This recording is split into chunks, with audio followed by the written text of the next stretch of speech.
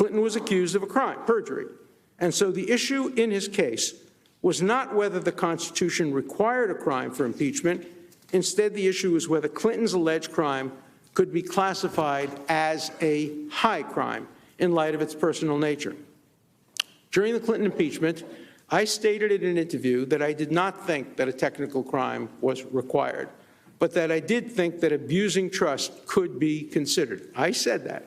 At that time, I had not done the extensive research on that issue because it was irrelevant to the Clinton case, and I was not fully aware of the compelling counter-arguments. So I simply accepted the academic consensus on an issue that was not on the front burner at the time.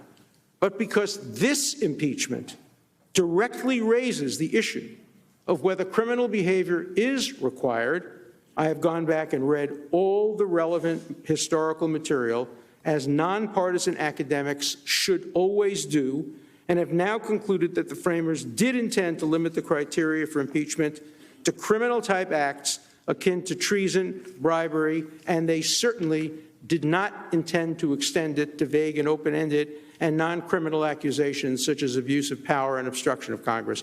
I published this academic conclusion well before I was asked to present the arguments to the Senate in this case. My switch in attitude, purely academic, purely nonpartisan. Nor am I the only participant in this proceeding who has changed his mind.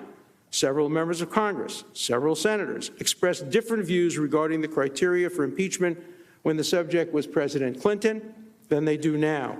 When the president was Clinton, my colleague and friend, Professor Lawrence Tribe, who is advising Speaker Pelosi now, wrote that a sitting president could not be charged with a crime. Now he's changed his mind. That's what academics do and should do based on new information. Hey, NBC News viewers, thanks for checking out our YouTube channel. Subscribe by clicking on that button down here and click on any of the videos over here to watch the latest interviews, show highlights, and digital exclusives. Thanks for watching.